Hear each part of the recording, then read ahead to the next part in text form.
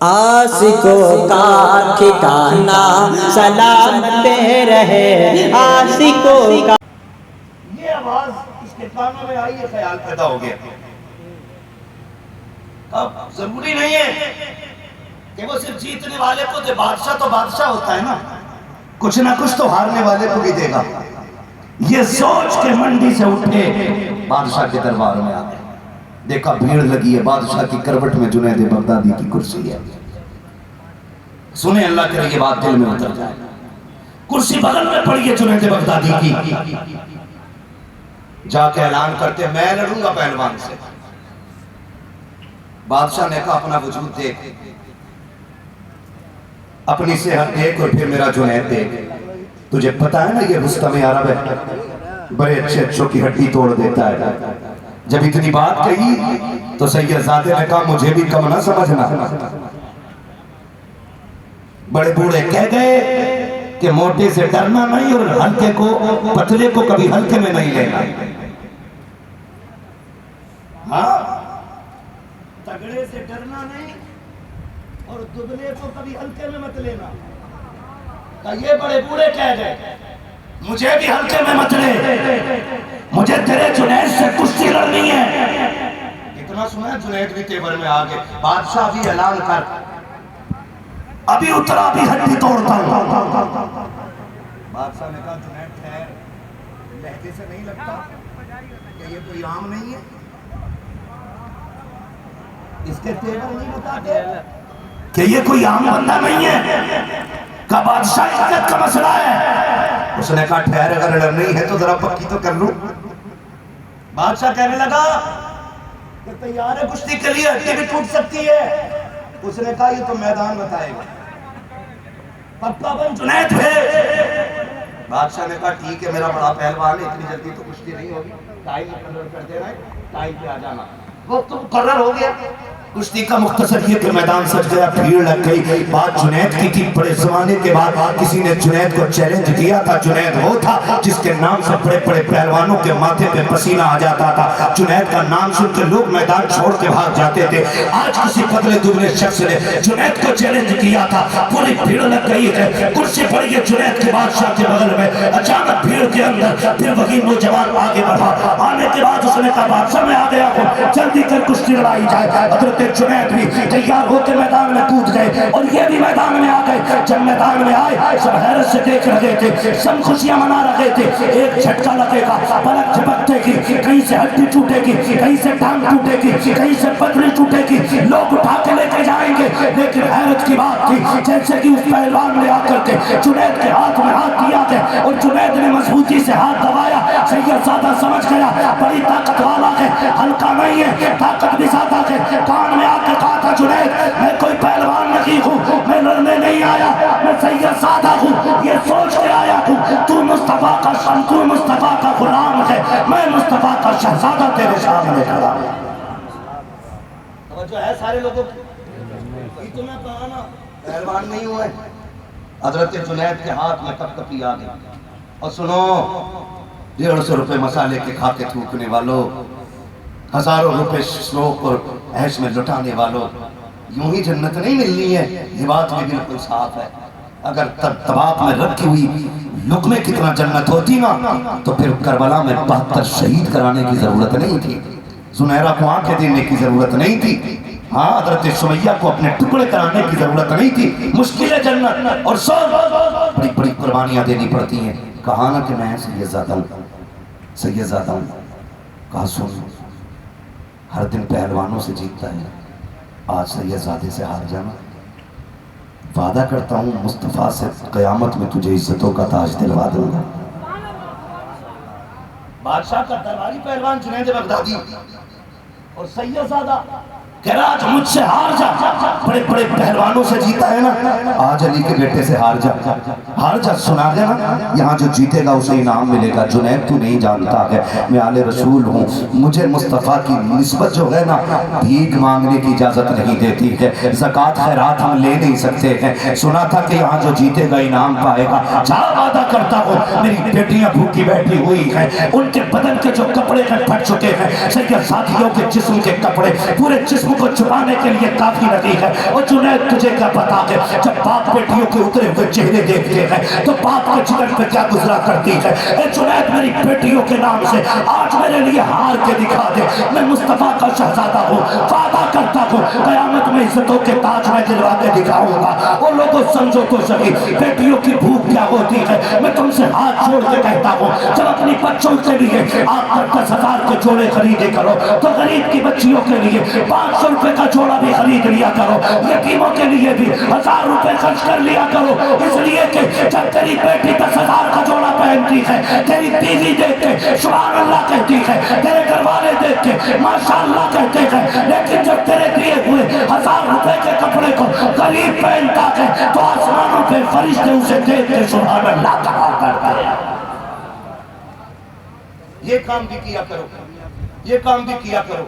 मुश्किल है बेटियों की भूख देखना, मुश्किल है बेटियों की प्यास देखना, मुश्किल है बेटियों का उतरा हुआ चेहरा देखना। कहने लगे, सुन मैं सैयदजादा हार जाना, इतना कहा।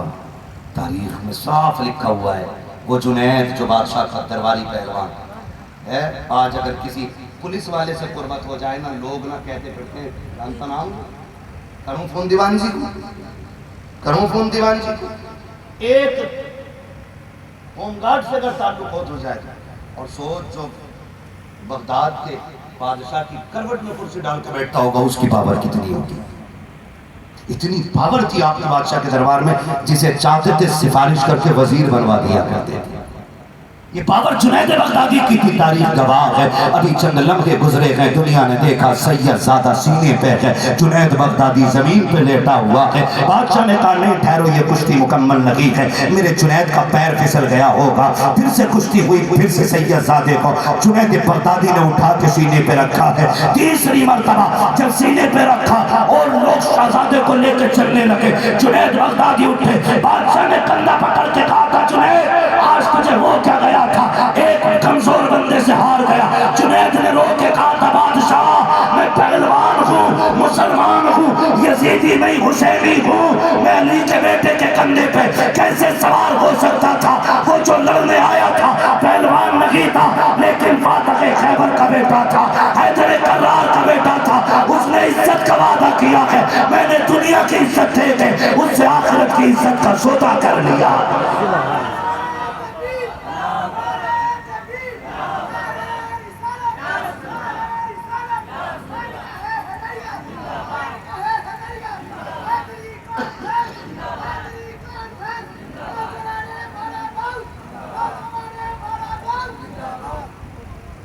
अल्लाहु अकबर।